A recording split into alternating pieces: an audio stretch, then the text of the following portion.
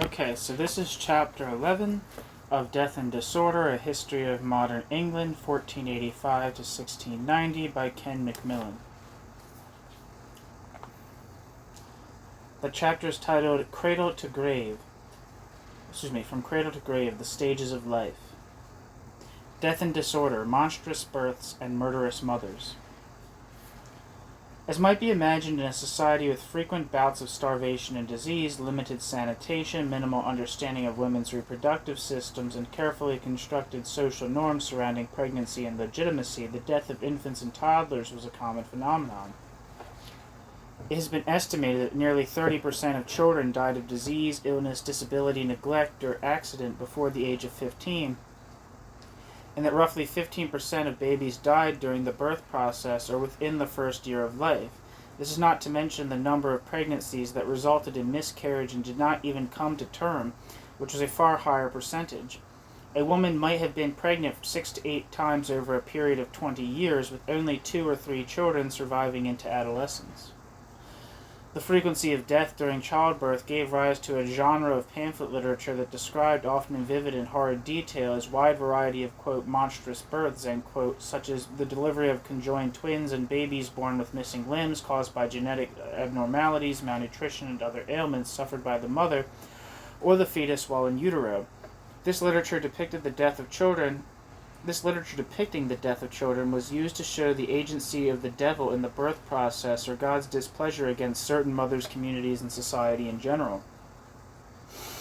Another all too common and highly disorderly cause of infant death in early modern England was infanticide, or the deliberate act of a mother murdering her child. This commonly involved a single young woman, often a servant, who had become pregnant as a result of a secret and often coerced assignation with the master of the house or one of his sons or male servants. To hide the shame of their non-marital sexual relations and remain a good prospect for future marriage, women sometimes took extreme measures to terminate their pregnancies, either by using illegal abortifacients or by committing violence upon themselves in the hopes of bringing about a miscarriage. Others disguised their pregnancies, which was not difficult to do given the style of clothing at the time, and retired to a secret location once the signs of labor revealed themselves, to give birth without anybody's knowledge. After the birth, these, quote, murderous mothers, end quote, would kill their babies through means such as strangulation, blunt force trauma, or drowning, or simply by denying them the necessity of life during the critical first few hours. They would then dispose of the remains in the place they hoped would not lead to discovery, such as an outhouse. Being amateurs in the ways of murder, however, many of these mothers made mistakes that led to their arrest. One of the most famous cases of infanticide was described as yet another monstrous birth. One pamphleteer claimed that in 1569, 27-year-old Agnes Bowker gave birth to a cat. In all likelihood, Bowker, possibly with the active assistance of her midwife, murdered the child and substituted a cat for the deceased baby in an attempt to protect herself from prosecution. Infanticide became such a serious issue in early modern England that the state passed the Act to Prevent the Murdering of Bastard Children, commonly known as the Infanticide Act, in 1624. Whereas many lewd women that have been delivered of bastard children, to avoid their shame and to escape punishment, do secretly bury or conceal the death of their children, and after, if the child be found, the said woman do allege that the said child was born dead. For the preventing therefore of this great mischief, be it enacted, that if any woman be delivered of any issue of her body, male or female, which being born alive, and that she endeavor privately, either by drowning or secret burying thereof, or any other way, whether it were born alive or not, conceal the death thereof, in every such case the mother so offending shall suffer death as in the case of murder. End quote. By this, the mere act of a woman concealing her pregnancy and the death of her child led automatically to the presumption of guilt for homicide.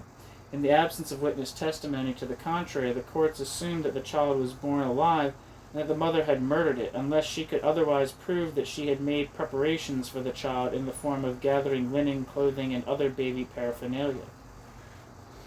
This law gave little considerations to the possibility that the women might have suffered from postpartum depression or madness, then known as non compos mentis, quote, of unsound mind, end quote, which sometimes led to charges of infanticide against women who were outside of the typical, quote, lewd, end quote, or, quote, seduced, end quote, woman stereotype.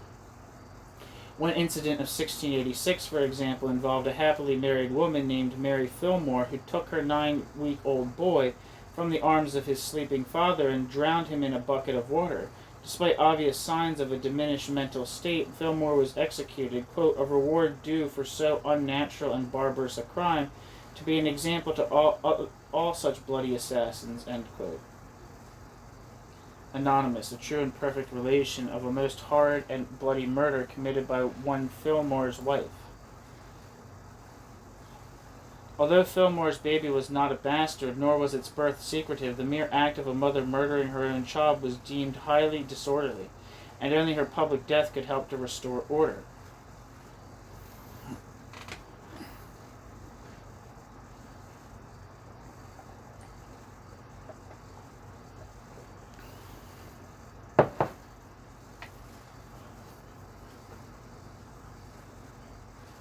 Discussion question 11.1. Why do you think infanticide was distinguished from regular murder, and what does this tell you about women in society in early modern England? Stages of life. The stages of life. In early modern England, the stages of life were expected to be experienced in as orderly a manner as all other aspects of society. Some of these stages were described by William Shakespeare in As You Like It, circa 1599. All the world's stage, and all the men and women merely players. They have their exits and their entrances, and one man in his time plays many parts, his acts being 7 ages. At first the infant, nooling and puking in the nurse's arms, then the whining schoolboy with his satchel and shining morning face, creeping like snail, willingly to school, and then the lover, sighing like furnace with a woeful ballad, made to his mistress's eyebrow, then a soldier full of strange oaths and bearded like the leopard. Jealous in honor, sudden and quick in quarrel, seeking the bubble reputation, even in the cannon's mouth, and then the justice, in fair round belly with good capon lined, with eyes severe and beard of formal cut, full of wise saws and modernist instances. And so he plays his part. The 6th age shifts into the lean and slippered pantaloon, with spectacles on nose and pouch on side, his youthful hose well saved, a world too wide, for his shrunk shank, and his big manly voice, turning again toward childish trouble, pipes and whistles in his sound, last scene of all, that ends this strange and eventful history, is second childishness and mere oblivion, sans teeth, sans eyes, sans taste, sans everything. Shakespeare's, quote, 7 ages, end quote, infant, schoolboy, lover, soldier, justice, old man, and dying man, speak primarily to a member of the aristocratic order who had the greatest likelihood of achieving each of those 7 stages and living to become an old man before dying a natural death. As we have become aware throughout this book, not everybody managed to live to a ripe old age. As with most aspects of this society, the stages of life that an English person might experience were dictated by a large number of factors. These included whether he or she was from a common or elite background, or wealth and rank often resulted in significantly different lives and lifestyles. The stages of life were also based on whether one lived in the rural countryside, as most of society did, or in the urban towns and cities. occupation, vocation, and education, whether one was a farmer, miner, artisan, professional, or courtier, for example, also dictated how one progressed through life. Finally, men and women had very different roles in this society, and life stages were also dictated to a substantial degree by their gender and their status as married or unmarried adults.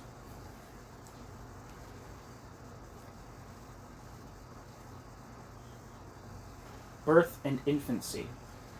English society divided the first major stage of life from birth to childhood into three key phases, each lasting about 7 years. These were infancy, birth to 6 years old, childhood or puritia, 7 to 13, and adolescence or pubertas, 14 to 20. Labor and birth were nearly always acts carried out in all female environments. Once the signs of labor were present, pregnant women were surrounded by those with experience in childbirth, perhaps a grandmother, mother, aunt, married sister, or neighbor. These, quote, gossips, end quote, would be joined and instructed by a midwife, a woman who had gained experience in the birth process during a 2 to 3 year apprenticeship under the supervision of a more senior practitioner. Midwives could also be called in for a late-term miscarriage to perform the manual extraction of the fetus. Most births went smoothly with a typical head-first delivery followed by the cutting of the umbilical cord and the delivery of an intact placenta.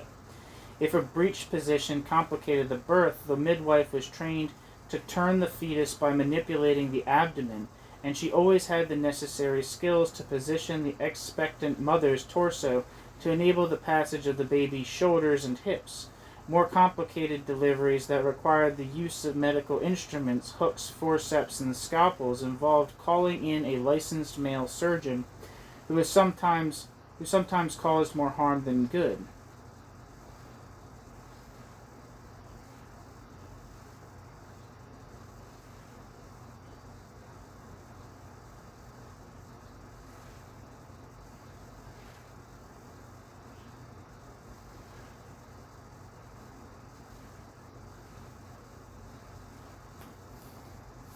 During the process of labor and birth, there were numerous situations in which death might occur. From the time of delivery to a few weeks afterward, the mother might succumb to puerperal sepsis, an infection caused by unclean instruments, careless midwives or surgeons, or the failure to remove the entire placenta. Approximately 1 in 20 women, including Henry VIII's third wife, Jane Seymour, died in this manner. If the mother died during the delivery, the baby could be physically removed from the uterus, with the strong possibility of causing fatal harm to the child.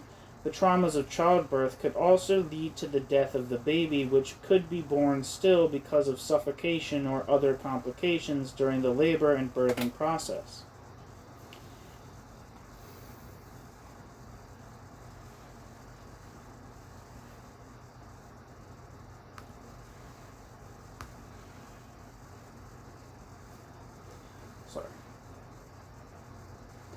If the baby survived the delivery, it might die within minutes, hours, days, or months from a wide variety of potential difficulties, including malformation of the organs, premature arrival, careless delivery, or inadequate postnatal care.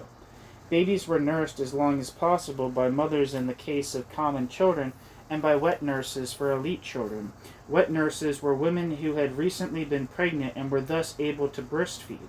They were former household servants or tenants who took the child to their own homes and raised them for a period of months or even years, thereby freeing up elite women to carry out the duties associated with their status in society. Breastfeeding was a practical and inexpensive way to provide nutrition for growing infants and was also considered to have a contraceptive effect in the belief that nursing women could not get pregnant. Children at this stage had few expectations placed upon them. Parents were more concerned to get their children through the delicate stage of life alive and free from lifelong ailments than with instructing them on the finer points of English society. Infants could play with toys which were purchased for elite children and made for commoners by their parents or kinfolk, and had the opportunity to play children's games with friends and neighbors.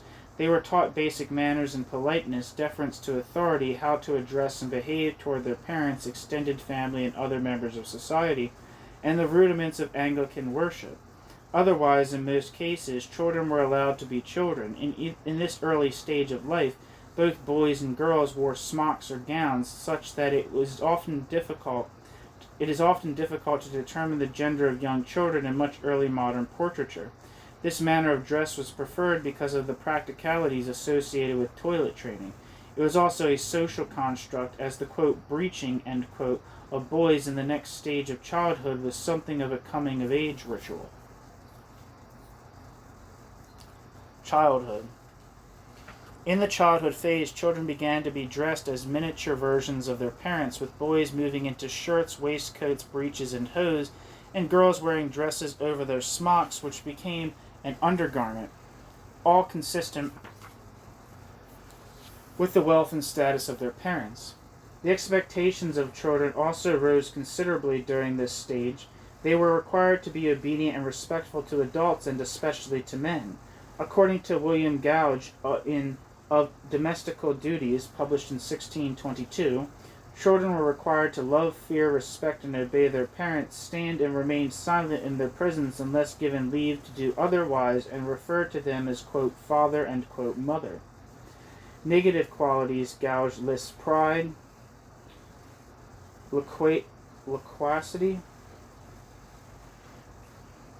stoutness, indiscretion, stubbornness, rudeness, wantonness, ambition, quote, erroneous opinion, end quote, and, quote, disdainful stateliness, end quote, were to be met with correction.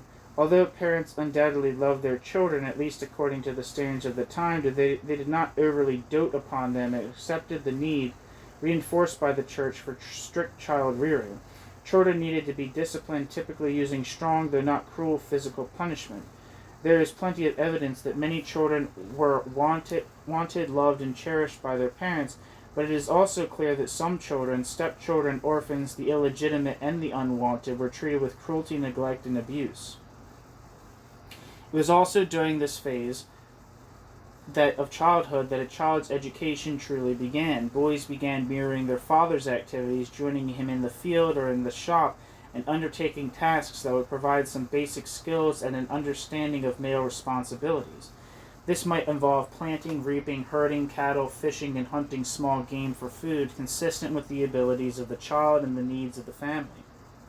Likewise, girls would mirror their mothers, taking part in the many activities associated with keeping up an early modern household. This might include preparing food for winter storage, cooking and cleaning, watching after younger children, and undertaking, quote, cottage industry, end quote, tasks such as spinning and sewing. Elite children would also mirror their parents, though often in ways that were different than their less wealthy counterparts. Elite boys, especially if they were firstborn sons and heirs to their fathers, were more likely to get involved in estate management, while elite girls would begin training in needlepoint, embroidery, household management, and courtly etiquette, and how to live as ladies and gentlewomen. Per their social status and the fierce expectations of undertaking work, elite children might also partake in youthful forms of entertainment, such as learning to shoot the longbow or taking part in the annual hunt. This was also the phase in which formal education typically began. Common boys and some girls might be sent to the local parish school to be taught reading, writing, and arithmetic by clergymen. The curriculum typically involved reading and writing out religious texts of primers prepared for children. Protestant humanists hoped that, at the very least, a child would be educated sufficiently to read the Bible and the Book of Common Prayer. But in reality, how long one stayed in school depended on a number of factors. The children of laborers or lesser farmers, should they be lucky enough to attend the parish classroom at all, were usually removed after gaining very rudimentary skills, limited perhaps to the ability to write their own name. Their labor was simply too valuable to waste time with an education that would, for most, not be a useful part of their everyday lives. Children of artisans and yeomen might remain in school longer, possibly for several years, perhaps moving into grammar schools with more advanced curricula taught by university-educated teachers. Typically, boys remain in the classroom longer than girls, explaining while roughly 3 times as many boys, about 30% than girls, were literate in the early modern period. The education of elite children was more complex. For a period of years, both sons and daughters would be educated by private tutors who taught and sometimes lived in the family home. The curriculum went beyond basic reading, writing, and arithmetic, moving into subjects associated with the reception of humanism into England in the late 16th century. History, classics, ethics, grammar, languages, literature, theology, and politics, drawing on the works of Greek and Roman classical thinkers such as Aristotle and Cicero, and contemporaries such as Thomas More, Desiderius Erasmus, and Roger Ascham, tutor to Princess Elizabeth and the author of the Schoolmaster, 1570. Around the age of 10, elite boys would sometimes be sent to boarding schools where they would continue their studies while living apart from their parents. A Tudor expansion of educational, quote, endowments, end quote, which were designed to provoke opportunities to common boys who showed intellectual promise, allowed some non-elite boys to attend these, quote, public, end quote, schools and rise to high social governmental positions. Thomas Wolsey and Thomas Cromwell are both excellent examples.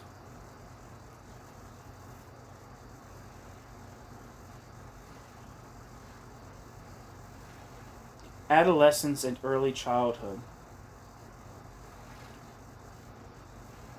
Beginning at about age 14, children moved into the final phase of their youth. Most common boys and some girls, sometimes with the exception of those who would inherit their father's land, left their childhood home and entered apprenticeships, while girls and some boys entered service. As discussed in Chapter 9, the Act of Artificers to an extent regulated apprenticeships. Some apprenticeships could be purchased by yeoman families to place their sons into positions with prominent merchants and or master artisans, while others were less desirable and easier to enter. Parents' decisions in this matter were very important, as it was generally expected that once an adolescent enters an apprenticeship, he or she would continue in this trade their whole life. In many cases, children were expected to follow in their father's trade, which meant apprenticing children to colleagues in the same artisanal guild. The list of possible apprenticeships was as long and varied as the list of trades in early modern England. Ironmongers and farriers, tools and horseshoes, bowyers and fletchers, bows and arrows, gold and silversmiths, jewelry and gilding, glaziers and potters, glass and ceramics, glovers, saddlers and cobblers, leather goods and shoes, chandlers, candles, armorers, armor, guns, ammunition, weavers, dyers, tanners, and skinners, cloth, tapestry, and furs, carpenters and shipwrights, vintners, brewers and tapsters, wine and beer makers and merchants, bakers, butchers, and fishmongers, drapers, tailors, seamstresses, milliners, wig makers, clothes, hats, wigs, and collars, apothecaries, herbs and powders, book producers, and many, many more. Some boys were also apprenticed to farmers and husbandmen to learn the skill of agricultural production and raising of livestock, important especially for those who would, like their fathers, become field workers.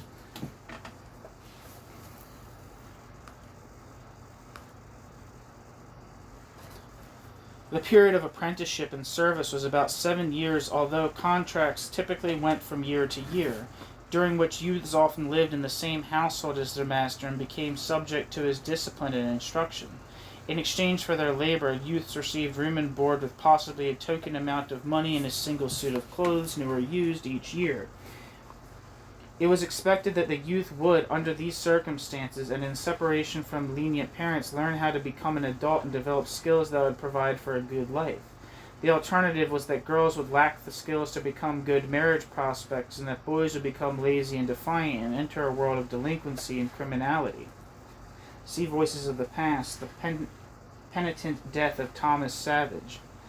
Often girls were sent to families within the same village or on or one very close by, where they undertook various household chores, including watching younger children, which would provide them with skills necessary to become wives and mothers one day. More than 50% of early modern households, including many below yeoman status, had domestic servants, a large percentage of whom were adolescent girls, so it was not difficult to find a position. Some of the youths placed into apprenticeships and service were orphans and wards forced to do so by the Elizabethan poor laws. Again, the situation was different for elites. Girls typically remained at home and continued to develop the skills consistent with their lifestyles. Some were able, under their circumstances, to continue in a formal and semi-formal tutoring relationship, developing additional skills that would make them better conversationalists, hostesses, and marriage prospects. One beneficiary of these conditions was Sir Thomas More's daughter, Margaret, I don't know if I said it like that, Margaret, who was lauded as being perhaps the most learned woman in 16th century England. Elite boys had several options based to a certain extent on whether they were inheritors of estates. In such cases, at around 14, heirs might attend one of the two English universities, Oxford or Cambridge, but would typically not complete a course of studies because they would not be required to practice as professionals. After 1 or 2 years, these youths might then undertake a tour of Europe to develop knowledge of different cultures and prepare themselves for their lives as lords and gentlemen, and perhaps as diplomats and civil servants. Younger sons of elites who would need a career to support themselves often completed their degree and then entered one of four professions: law, the church, medicine, or the military, each of which offered the possibility of advancement through the ranks that was accompanied with greater wealth and status. Some elite children might seek their fortune and opportunities for land ownership in other ways, such as traveling across the Atlantic and settling in America or the Caribbean, or becoming a merchant with the Levant or East India Company. Between the ages of 21 and 24, elite young men typically completed their university studies, including post-degree programs, and began their careers, while common men finished their 7-year period of apprenticeship, in which case they began their lives as journeymen, which also lasted about 7 years. Although the date of legal maturity was fluid rather than fixed during this period, it is around this age that men especially gained a level of independence that might be termed adulthood. Professionals and merchants began building their careers, while journeymen, exercising some geographical mobility in search of work, applied their skills in exchange for money and sometimes board, until they developed artisanal mastery that would enable them to apply for admission into their craft guild. Upon open up their own shop, begin to take apprentices of their own, and develop a level of financial independence that enabled them to start thinking about marriage and family. If there was a war going on, these were the men who might volunteer or be commanded to fight as soldiers. Common young women were likely to remain in service, while elite women remained in the family home, in both cases until marriage.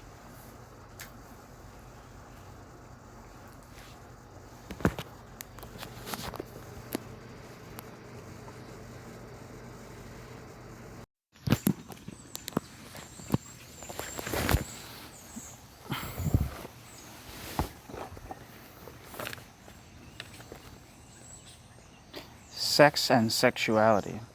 As we saw in Chapter 9, according to church and state doctrine, one purpose of marriage was to preserve the patriarchal structure. Sorry, I'm having OCD or something, I don't know. I have to check that I was recording. As we saw in Chapter 9, according to church and state doctrine, one purpose of marriage was to preserve the patriarchal structure and orderliness of English society and place women into a position of deference that recognized their inferior position and their need to remain under male authority.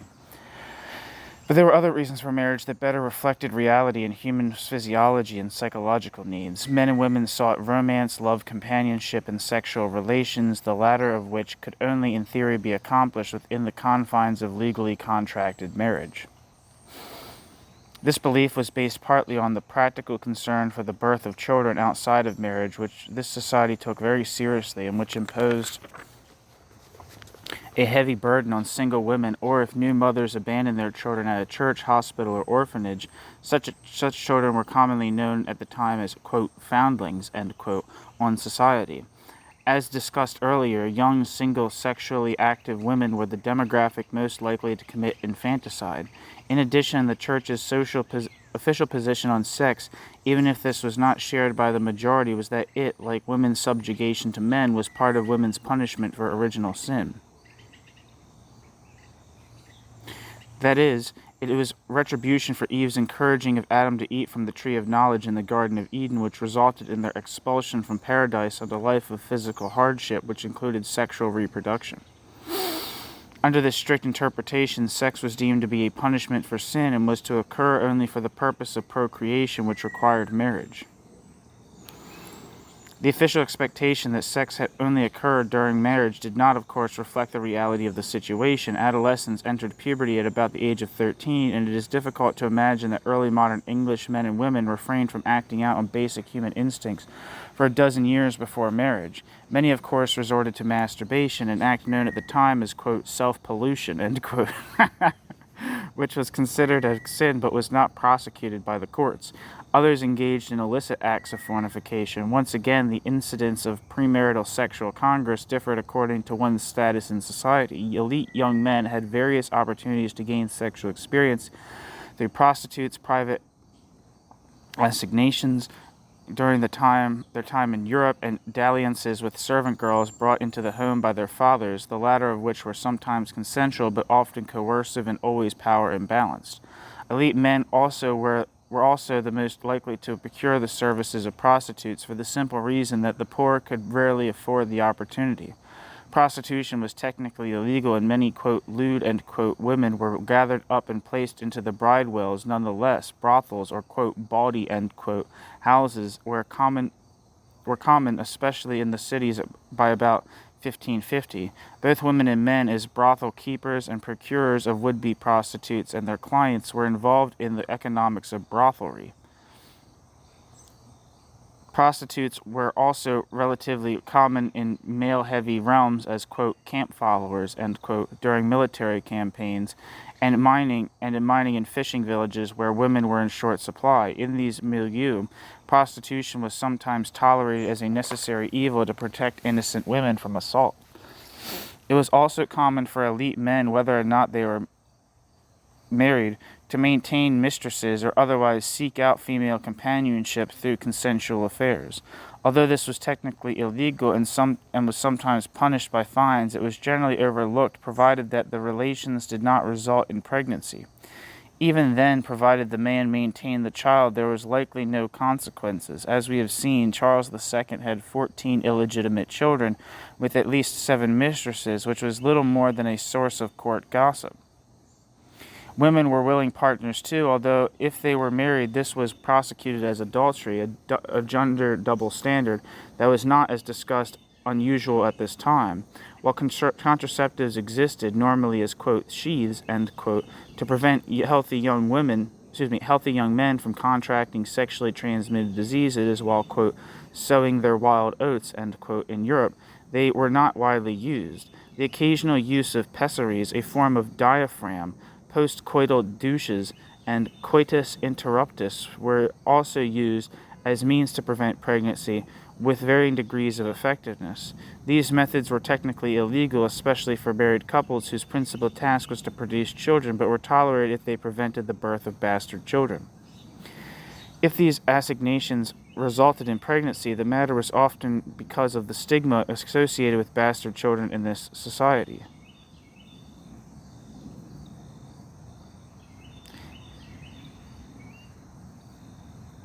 Often parents and magistrates would resolve the issue by insisting that the couple marry as soon as possible so that the baby was born into a married home. In many cases, the couple was already contractually engaged to be married and had begun sexual intercourse early, which meant that the situation was resolved during the normal course of events.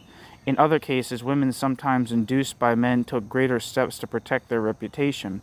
As discussed earlier, this included the use of abortifacients, which were mixtures of herbs ingested orally to induce miscarriage or infanticide, the deliberate killing of newborns. These steps were taken either because the man was married or otherwise unable to or unwilling to marry, and also because women believed to be sexually promiscuous were not considered good marrying prospects. The idea of being ineligible for marriage because of a single act of indiscretion was simply too much for some women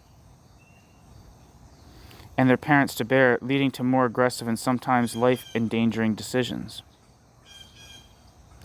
Several forms of sex were considered perversions, in part because they were explicitly forbidden in the Bible. Among the most serious of these was homosexual behavior, especially among males. In addition to biblical injunctions against this behavior, this society set strict rules about gender expression. Men were supposed to be strong and masculine, and thus effeminacy or androgyny, which homosexuality was believed to demonstrate, were perceived to be weaknesses that damaged the social fabric. Sodomy and buggery, the two crimes under which men who engaged in homosexual acts were prosecuted, were felonies, and in theory, men found guilty of these acts were liable to execution upon conviction. In practice, however, most discovered homosexuals were imprisoned or whipped unless there were extenuating circumstances such as forcible buggery, which sometimes occurred in master-apprentice-servant relationships. Homosexuals, therefore, had to be very discreet in their activities, which sometimes involved frequent secretive, quote, molly houses, end quote. Sodomy also included sexual acts that could not result in procreation, including oral and anal penetration, which could be charged against both men and women. Bestiality was also a sexual, quote, act against nature, end quote, often recounted in popular literature that could lead to execution. This usually involved adolescent boys buggering mares, cows, goats, or sheep, acts that were officially prescribed in the quote, Buggery Act, end quote, of 1534. Finally, non-consensual sexual intercourse was not taken lightly in this society and was prosecuted by the felony charge of rape. In these instances, the standard of proof was strongly in favor of men. The crime needed to be witnessed or at least reported immediately. The victim needed to call out for help and undertake active resistance, and penetration and admission were necessary for a conviction. At a time of limited reproductive knowledge among physicians, some commentators also argued that pregnancy could only occur from a desired sexual coupling, which placed pregnant victims at a significant disadvantage. In part, these legal standards existed because of Matthew Hale's dictum that rape, while, quote, detestable, end quote, and, quote, heinous, end quote, was, quote, an accusation easily to be made, end quote. Hale was both concerned about the possibility of malicious prosecution for rape undertaken by women in hopes of forced marriage or financial settlement, and also the fact that it was a non-clergiable crime, as dictated by an act of 1576, which meant that anyone convicted would be hanged, thus warranting, in Hale's opinion, greater scrutiny than clergiable felonies. Sexual relations between adults and youths under the age of 12, technically known as pederasty, were never considered legal in this society and did not involve such high standards of proof, as it was understood that children did not have the capacity to give consent.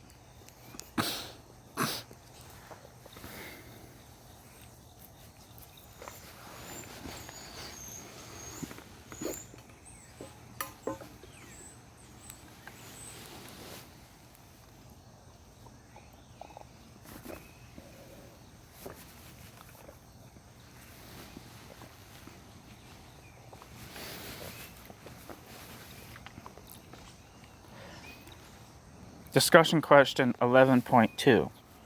Given the constraints on sexual oppression and given the constraints on sexual expression and exploration at this time, especially those articulated by the Church, what surprises you about early modern England's attitude towards sex? Marriage. Perhaps surprisingly to modern readers who are familiar with Shakespeare's Romeo and Juliet, who wed as teenagers, first marriages occurred relatively late in life in the early modern period. In theory, marriage could be legally contracted at the age of 7 and consummated at the age of 14 for boys and 12 for girls. Henry VII's son, Prince Arthur, wedded by proxy when he was 11 years old and allegedly consummated the marriage at a, quote, public betting, end quote, at the age of 15, a few months before his death. In practice, however, such early marriages were rare. In order to marry and start his own household, a man needed to be in a position of financial independence, which meant finishing a course of university studies and achieving success in a career, or completing the work required to achieve the status of master artisan. Each could easily take a dozen years, or waiting for his inheritance in the case of common heirs. Thus, the average age for a first marriage was about 27 years for men and 24 years for women. The median age for women was primarily because most men, as today, preferred to marry a woman close to their own age. Elite male heirs and elite women tended to marry a bit younger, but not much, because they did not have the same obligations to achieve an independent lifestyle. It has been estimated that up to 20% of the English population never married. Some men simply could not achieve the requisite level of independence because they had failed to secure or maintain an apprenticeship or career. Some were destined to a life of service or were among the ranks of the sturdy beggars. Some were in professions such as sailors, merchants, and soldiers that made marriage impracticable or undesirable. Other men preferred to remain as bachelors, especially if they could otherwise satisfy their sexual desires or if they were homosexual and did not see the need to maintain the semblance of, quote, normalcy, end quote. Some women, too, did not marry despite society's belief that a patriarchal marriage was a natural state for a woman, or for women. No woman could technically be forced to marry against her wishes, although parents could be extremely persuasive, so some chose to exercise their own agency by refusing to do so. Other women, such as mothers who had borne bastard children, those known to be sexually active or promiscuous, those who were maintained as elite men's mistresses, or those who could not bring a dowry into the union, were not considered good prospects for marriage. In addition, as the result of war and other factors, there were always more women than men in early modern England, thereby limiting the number of eligible bachelors. Historians have rigorously debated whether couples married for economic or emotional reasons and have generally arrived at the conclusion that both factors were considered, although this depended to an extent on the circumstances in which the marriage occurred. Elite marriages were often arranged by parents or matchmakers based on criteria such as rank, wealth, and status. In making these arrangements, parents considered the advantages of the match with the expectation that both families would somehow benefit. The marriage of a rich merchant's daughter to the son of a poor earl, for example, brought restored wealth to the earl's family, since it was the bride's family that provided the dowry and the title to the merchants. In addition, nobles usually wanted to marry into other noble families for economic and dynastic reasons. However, the extent to which elite marriages were arranged has been exaggerated. Elite sons and daughters who were not heirs or heiresses had considerable freedom to choose, because the matches were less likely to be beneficial. Moreover, while partners would express their opinions and exert pressures, sons and daughters could veto clearly unsuitable matches. Parents could also effectively veto matches desired by their children by withholding dowries or other property that would normally transfer upon marriage. In the end, however, if two consenting adults elected to marry and there were no legal encumbrances, such as an earlier promise of marriage to another, parents had no legal remedy to prevent the marriage from taking place.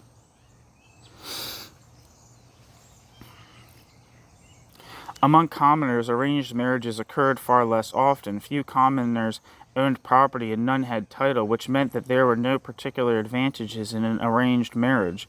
Couples had the opportunity to meet in church and at community events, in homes where they worked as apprentices and servants, and sometimes during family gatherings, as it was not unusual at this time for second cousins to wed.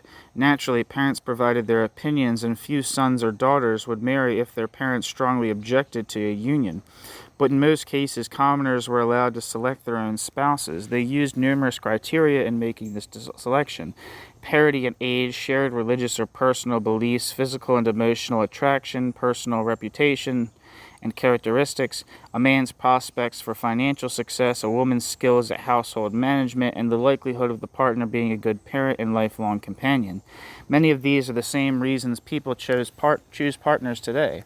Despite, as we have seen, the social expectation of husbands and fathers to maintain authority over the household as part of the important patriarchal deferential relationship, there is considerable evidence to support the conclusion that most marriages were entered into voluntarily and that couples had or soon developed deep affection for one another.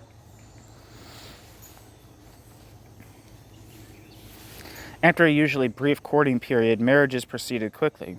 The engagement was a formal, legally binding contract that obliged the couple to marry unless there were impediments such as pre-existing engagement, a living spouse, or if the couple was too close in affinity, for example, half-siblings or first cousins. These issues were resolved when the marriage bans, announcements of the impending marriage were read in church, providing anybody with knowledge of an impediment to the marriage to come forward. Some fiancés also took part in a, quote, bundling, end quote, ceremony, which involved the man and woman sleeping together in the same bed to determine their ability to intimate toward one another. To determine their ability to be intimate toward one another, though without engaging in sexual intercourse. Nonetheless, there is evidence that many couples began sexual relations after their engagement, and that despite the attitudes of the church and Puritan elements within society, this was considered acceptable, provided that the marriage took place before the birth of a child. After a church wedding, the couple consummated their marriage, sometimes, as in the case of Prince Arthur and Catherine of Aragon, in the presence of witnesses for elite marriages that would result in titled heirs, therefore completing the legal requirements for an indissoluble marriage.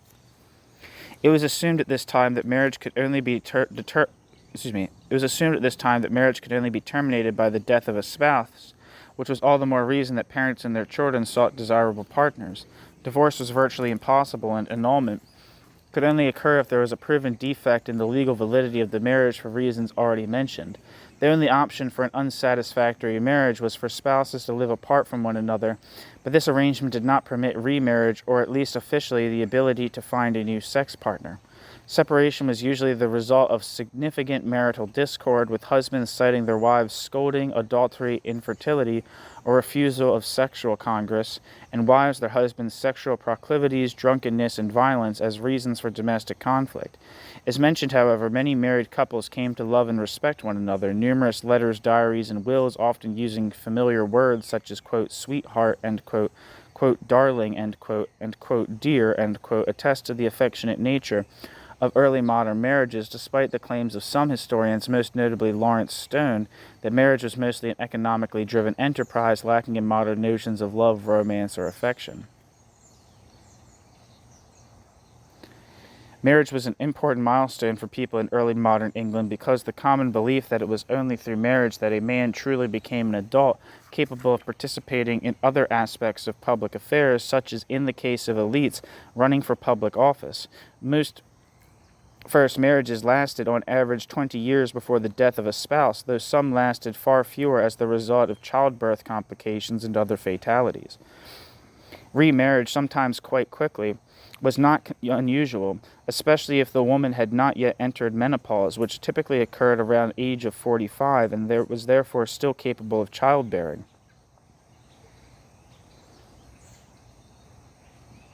Second or third marriages provided men with continuity of household management and child-rearing, women with economic support, and both partners with companionship and legitimate opportunities for sexual fulfillment. Remarriage was also valuable because many widows possessed property, real and chattel, inherited from their husbands, which made them attractive prospects. In addition, as discussed in the last chapter, widowhood was not always a desirable state for women because of the stigma attached to a woman who did not have a man in a position of authority over her. Old age. Old age was considered to have begun at about the age of 45. This likely seems young from a modern perspective, but makes sense considering that the average age of death was around 60, and as we have seen throughout this book, a great many people did not come even close to living that long. It has been estimated that only about 8% of the population was over 60, compared to nearly half of the population being under the age of 25. This is not to say that there were no septuagenarians or octogenarians in this society. Queen Elizabeth's principal secretary, William Cecil, lived to be 77, and her court magician, John Dee, died at the age of 81. Some contemporaries claim to be nonagenarians and centenarians, and there are gravestones to attest to this, although in the absence of better evidence, historians have become suspicious of claims that were accepted uncritically at the time. Women tended to enter the category of old age earlier than men. This is because menopause and their ability to bear children signaled a major life change, because women were more likely to be widowed, to use the contemporary term, quote, relict, end quote, in their 40s, And because women were usually a few years younger than their husbands and married couples were generally thought to enter old age together, attitudes toward old women varied considerably depending on their situation. Elite women, mature wives, or financially independent widows were treated with the respect according to their rank and many years of life experience, and also their probable multiple escapes from death over a lifetime of childbearing. Respected older women were encouraged to sit in pews closer to the front of the church at a time when women typically sat toward the back, away from their husbands and sons, gained legal authority over their deceased husbands' business affairs if they were widows, and were consulted by village authorities and neighbors about childbirth, poor relief, and homegrown medicinal remedies. For poor widows and lifelong spinsters, however, the situation was different. These women were at the mercy of the village and the parish, which were required to provide work, sometimes in bleak workhouses, charity in almshouses, and other support, often for extended periods of time, straining the limited resources of the community. It will be recalled from the last chapter that Mother Sutton spent many years as the town's hog keeper, a position she was given as an act of charity, until she was eventually accused of witchcraft and executed. It is no coincidence that a large percentage of those accused of witchcraft were poor single or widowed women, as their execution relieved the community of their care. The best-case scenario for a common woman was to produce enough children that she would be taken care of in her elder years and that she could continue to be of service to her extended family as a caregiver. Quote, stranger, end quote, women and men, those who lived among the sturdy beggars and had not grown up in the community, could not even expect basic charity. Perhaps fortunately for numerous reasons, few of these undesirables would have entered old age in the first place.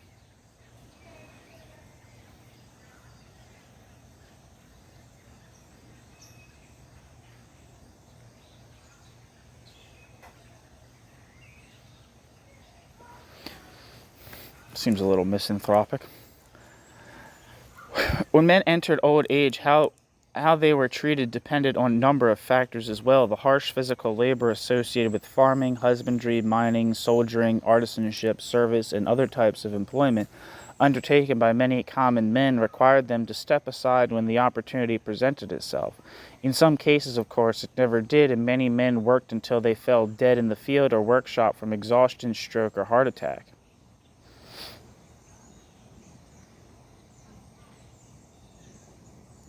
There was no social welfare system to provide a retirement plan, and charitable alms were rarely directed to men who were expected to take care of themselves.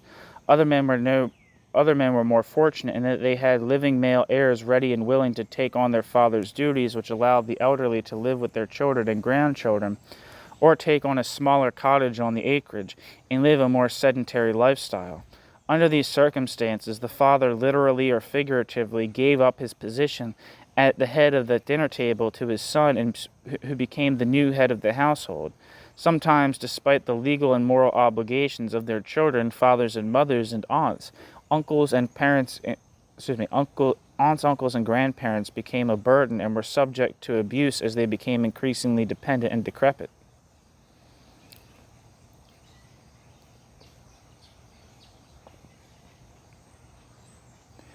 Elite old men found themselves in better circumstances. By percentage, they represented a tiny portion of society and were thus revered for their maturity, judgment, wisdom, and self-mastery. Certainly among their numbers were the, quote, slippered pantaloons, end quote, derided by Shakespeare, but others had key roles in society. Many were wise sages and teachers, dispensing advice and justice as local aldermen and magistrates. In an age of limited record-keeping, and when the English common law was grounded in custom and immemoriality, their long memories were valued when it came to property disputes, common rights, and ways in which things had always been done. English crown appointees, privy councillors, bishops, judges, and university officials, for example, often took up their position in their 50s, creating what Keith Thomas has referred to as, quote, gerontocracy, end quote. It would have been unusual for a man to attain high political or judicial office younger than age 45, and perfectly common for a royal judge to be appointed well into his 60s. For a man, or a woman for that matter, to be regarded as, quote, ancient, end quote, was a high compliment. Discussion question 11.3. Why were the various phases of life from birth through childhood, adolescence, marriage, and old age so prescribed? Given the complexities of English society, to what extent do you think this model was an ideal rather than reality?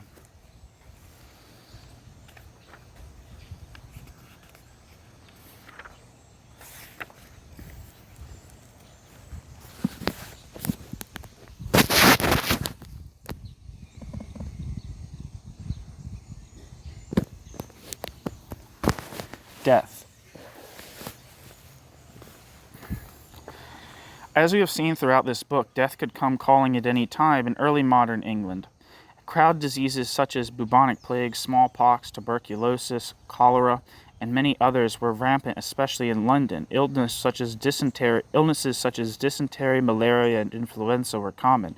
War and rebellion claimed hundreds of thousands of lives. Childbed death was common for both babies and mothers. Murder, infanticide, and witchcraft, thus plus numerous other felonies leading to capital punishment, made the 16th and 17th centuries the peak period of criminal executions in all of English history. Given the prevalence of death, parents expected to lose their children and children their parents, husbands their wives and wives their husbands, in resigned acceptance that death was an inevitable consequence of life. There were plenty of other opportunities for death to come calling too. Even by modern European standards, hygiene and sanitation in England, especially in the cities, was deplorable. Fresh water was contaminated because of its proximity to outhouses and human waste. Urine and excrement were thrust out of windows into the street or into the same rivers used to wash clothing and clean dishes. After butchers slaughtered animals and fishmongers cleaned fish, the carcasses were tossed into the same street where horses and cattle deposited their waste. During times of plague, corpses were stacked in large, hollow graves that were only covered when they were full. The great putrid stench of the cities was masked by nosegays and perfumes, and decaying meat was salted and spiced to disguise the taste of rotting flesh. Undergarments were rarely cleaned, and bathing was discouraged by physicians for fear that practice provided an avenue for bodily imbalance. In the cities, fire could consume numerous homes, which were built of wood and attached together for entire blocks, and cause horrible deaths. Combined with frequent bouts of starvation and malnutrition, diets insufficient in key vitamins and nutrients, physical exhaustion from back-breaking labor, and rudimentary medical expertise that was usually limited to purging bodily fluids and excruciating amputation in the unclean theaters of barber surgeons, it is perhaps little wonder that death was such a common feature of this society. A simple laceration, stomach ailment, or infection could result in death within days, especially for the majority who could not afford medical assistance when the situation worsened.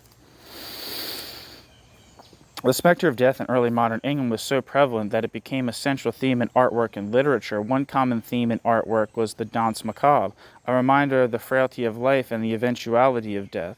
Hans Holbein's painting The Ambassadors of 1533, for example, depicts a large human skull at the bottom center of the image, which can only be seen in true form by looking at the image sideways and from the right. Numerous other pieces of art depict individuals holding skulls, or the presence of skeletons surrounded by images associated with time, such as cut flowers and hourglasses. Other forms of art, such as woodcut images, often appeared on title pages as book illustrations, depict humans and skeletons together, or skeletons joyously dancing on the graves of corpses, commonly depicting people from different classes in society, from kings to children to laborers, to show the universality of death. Again, Holbein is an excellent English representative of these forms, but hardly their only practitioner. Another common and somewhat more positive theme was the carpe diem, used in 17th century poetry. Thomas Herrick's, I don't know why I said Thomas, I just love myself that much. Robert Herrick's poem, quote, To the Virgins, end quote, of 1648 is a good example. Gather ye rosebuds while ye may, old time is still a-flying, and the same flower that smiles today, tomorrow will be dying. That age is best which is the first, when youth and blood are warmer. But being spent the worst, time still succeed the former. This theme about the passage of time, the fleeting nature of life, the enjoinders to live life to its fullest, is also prominent in Spenser's The Faerie Queen, Shakespeare's sonnets, and his, quote, all the world's a stage, end quote, speech that opened this chapter. The sentiment is more commonly expressed in the modern-day phrase, quote, "You only live once," end quote. YOLO. I had a friend who used to say, "You only YOLO once." Oh, that guy was funny. The narrative of death was controlled primarily by the Church of England, owing to the doctrine of predestination, in which one's salvation was long predetermined. The Church taught that upon the death of the body, either an angel brought the soul to heaven, or a minion of the devil carried it to hell. Although opinions differed, heaven was thought to be a place of everlasting happiness and joy, where saved souls enjoyed perfect health and communed with God in perpetual worship, as compared to the corporeal challenges on earth that never made life truly fulfilling. In hell, the damned suffer the agonies of separation from God's love and the mobilization of the senses to discern extreme heat and cold, the stench of fire and brimstone, and the howling of tormented souls for all eternity.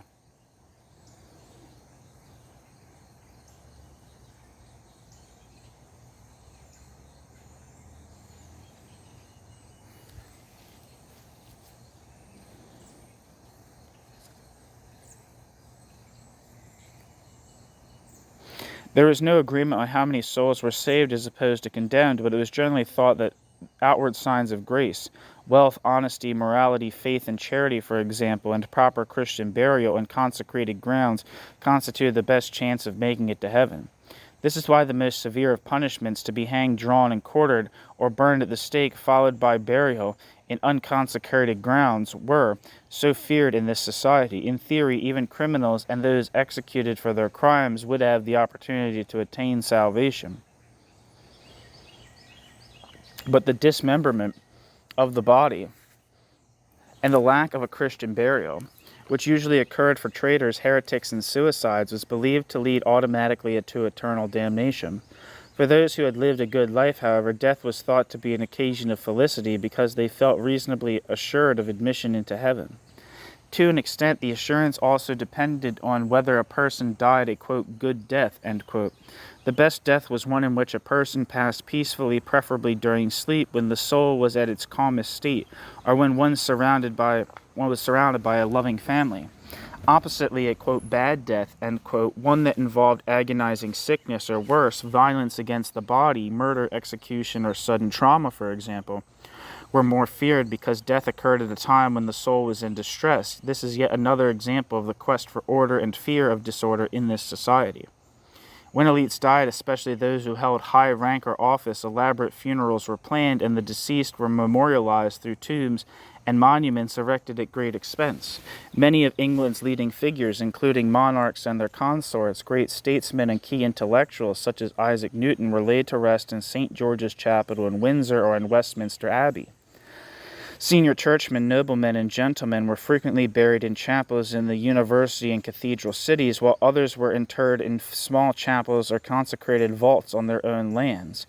Commoners' funerals were less elaborate, but provided an opportunity for the community to join together in mourning. Wakes, which in the pre-Reformation period were solemn events involving vigil and prayer, gave way after the Reformation to feasts celebrating the life of the deceased, bringing healing to the community and enabling the living to move on with their lives. Cemeteries were located at the center of the town or village, adjoining the parish church. They served as places where loved ones could visit the deceased and as opportunities to reflect upon one's own eventual demise and salvation.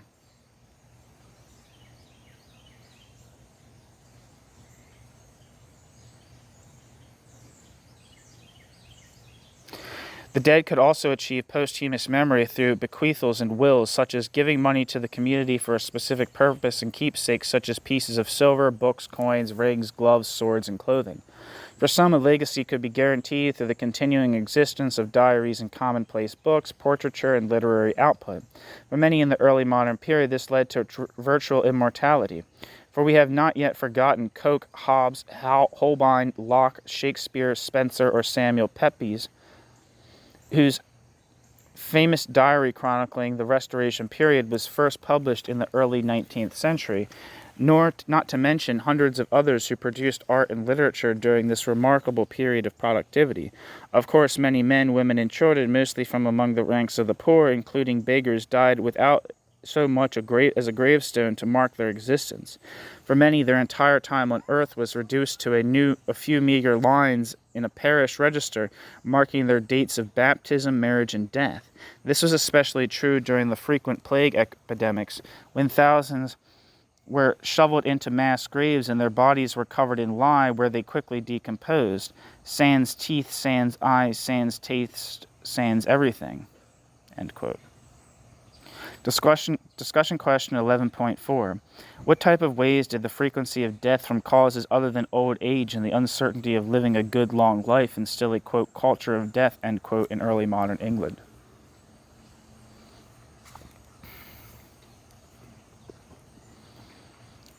Voices of the Past. The Penitent Death of Thomas Savage. Many boys were apprenticed as young teenagers to gain skills that would allow them to become artisans, which in turn would provide them with an independent living leading to marriage and family. Some youths, however, challenged these prescribed rules, which led to a pattern of backsliding. This decline began with minor transgressions such as drinking and gambling, and have led eventually to the commission of crimes, including murder, that resulted in the execution of the offender. Tales of this nature, such as the following story of Thomas Savage, were frequently reported in popular pamphlets to remind leaders of the wages of sin and the importance of an orderly progress through life.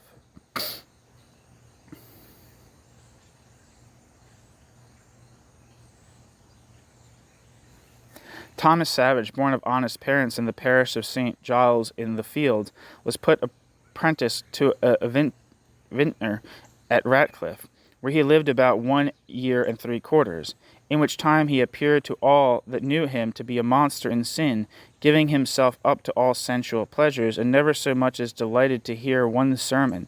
But if he went into the church at one door, but would soon go out at another, and accounted 'em fools that could spare so much time to hear the ministers of God's word. He spent the Sabbath usually at an alehouse, or at least a base house, and with that strumpet H. Blay, and used to bring her bottles of wine which satisfied not her base desire. She told him if he intended to be welcome, he must bring money with him. He said he had none, but what was his master's, and he had never wronged him a 2 pence in his life, but she enticed him to bring it privately. He going home about 1 o'clock, his master standing at the street door, did not dare to go in that way, but climbed over a back door and comes into the room where his fellow servants were at dinner. Quote, "Oh," says the maid, quote, "you have now been at this lewd house. You will never leave till you are ruined," end quote. He was much concerned at her words, and while he sat at dinner, the devil and passion entered so strongly into him that he resolved to kill her. So when his master and his family was gone to church, leaving none at home but him and the maid, he steps to the bar and reaches a hammer. On a sudden, he threw the hammer with great force at the maid's head, so that she fell down shrieking out. Then he took the hammer and striketh her many blows with all the force he could, rejoicing that he had finished the murder. This done, he goes to his master's chamber, breaking open a cupboard, and taking a bag of money under his clothes, goes out at a back door to this base house again. The strumpet, seeing what he had done, would fain have had the money, but he, refusing, gave her 1/2 crown, a coin worth 2 shillings and 6 pence, and so departed.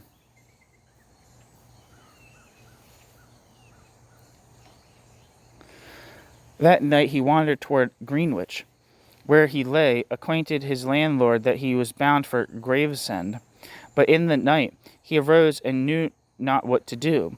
Conscience so terrified him that he could take no rest. In the morning he took his leave, but the landlady perceived he had a sum of money, said to her husband, quote, "I wish this youth came by this money honestly," end quote. Upon which he was sent back, and he told them such a plausible tale that he was an apprentice to a wine cooper in London Bridge, and was carrying it to this master in Gravesend, and if they pleased he would leave this money with them, and they might send to his mistress and be further satisfied. They took him back to the aforesaid house at Greenwich, where Meeting with his master and some other acquaintances, he was immediately conveyed to a justice at Ratcliffe, who committed him close to prisoner in Newgate, where several eminent divines came to discourse him. Whereof one said, quote, "Are you the young man that committed the murder on your fellow servant at Ratcliffe?" End quote. Then he replied, quote, "I did." End quote. Quote, "Then what did you think of your dismal state and of your precious soul? You have not only brought yourself to public shame and punishment, but without God's infinite mercy, have brought your soul to eternal misery and torment. Were you not afflicted when you have considered what you had done, and heartily sorry for committing so hard a crime?" He then answered, end quote. He then answered, smiting upon his breast and tears trickling down his cheeks, quote, "Yes, I was troubled to my very soul that I had shed the blood of she who never thought me no ill, and so, for aught I know, made her as miserable as myself, in that I gave her no warning, so much as once to call upon God, but sent her out of the world in the midst of her sins. Oh, how will I be able to appear before God when she shall be present to accuse me of my crime, and say, quote, 'Lord, this villain bereaved me of my life, not affording me the least space of time to prepare for eternity.'" End quote. End quote. Then they asked him his age. He told them 16 years. Quote, "Then you are but youthful and blooming, and yet indeed an old sinner. O turn from thy sins, that the Lord may be gracious to thee." End quote. With this advice they left him for that time. Soon after they visited him again and asked him how his soul stood affected toward God, and whether or no he had repented him of his sins. He answered, quote, "I daily endeavor to do, but I find my heart so hardened that if there be a heart of iron, I have one. It is not fit to be called a heart. When I consider how many pray with me and are afflicted for my condition, and yet when they are done, I myself cannot be sufficiently troubled by my deplorable state. Troubled for my deplorable state." End quote. The night before the sessions, assizes, deplorable state, end quote. The night before the sessions, assizes, they asked if they thought it not terrible to appear before this present bar of justice. Said he, quote, "When I consider the bar of men and comparing to the justice seat of God, it is not to be feared. Oh, when I think of appearing before the great tribunal, there instead of saying, quote, 'Take him to a jailer,' end quote, I may expect that dreadful sentence, quote, 'Depart from me into everlasting torments,' end quote. Oh, this makes my very hair to stand on end, my heart to ache, and my soul to tremble," end quote. Thus he continued lamenting his dismal condition, even often in fervent prayer to God that he would be graciously pleased to pardon him, so that before his death he had a great deal of comfort in his soul and could freely leave the world, not fearing the terrors of death, through the hope of having being with God in glory after these clouds of sorrow should be passed over. Thus, the nearer he grew to his end, the more comfortable hopes there appeared in him.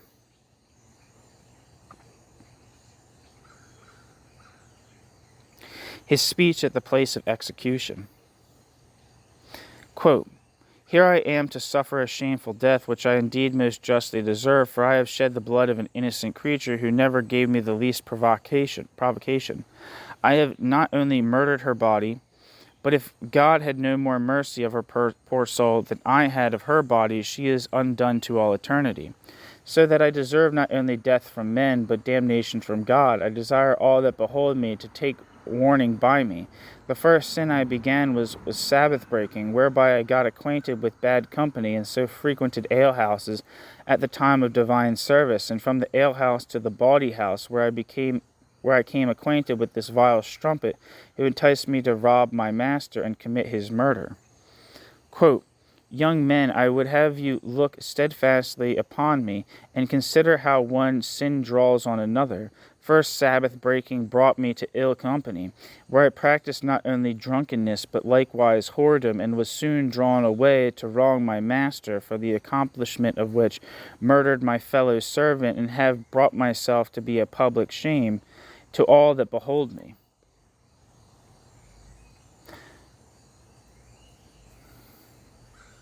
Sorry, when I said quote before, it was just a continuation of this speech, so I don't really need to say the quote. It's all of this guy. It's his final speech. Oh, make me your example and learn to amend your lives before it be too late, for sin will not only bring your bodies to the grave, but your souls to hell. Oh, walk in the ways of God, and he will be your guard and guide to support you from temptations. Now I am going to take my leave of the world, humbly entreat you all to pray with me to God, and that he will have mercy upon my soul, and that I may be able to go through the bitter pangs of death and not fall from him, and that my soul may find acceptance with him through Jesus Christ our Lord. Amen. End quote. After he rose from prayers and his cap was over his eyes, he used these expressions, quote, Lord Jesus, receive my spirit. Lord, one smile, good Lord, one word of comfort for Christ's sake. Though death make a separation between my soul and body, let nothing separate between thee and my soul. Good Lord, hear me. Good Father of mercy, hear me. O Lord Jesus, receive my soul. End quote. So he was turned off the ladder. These melting expressions drew many tears from the beholders' eyes to see so much penitence from him, who was but 16 years of age. After he had hung the usual time, the sheriff commanded him to be cut down and his body received by some of his friends, who carried it to a neighboring house, where, being laid upon a table, he was discerned to stir and breathe, so that they immediately put him into a warm bed, which recovered him so that he opened his eyes and moved his body and hands, but could not attain his speech. The news was soon abroad, so that officers came and conveyed him to the former palace of execution and hung him up again until he was quite dead and never came to himself again. Source: Anonymous, The Wicked Life and Penitent Death of Thomas Savage. Discussion question 11.5. To what extent do you think this biography of Thomas Savage was an accurate description of events? What parts of the narrative make you question its veracity?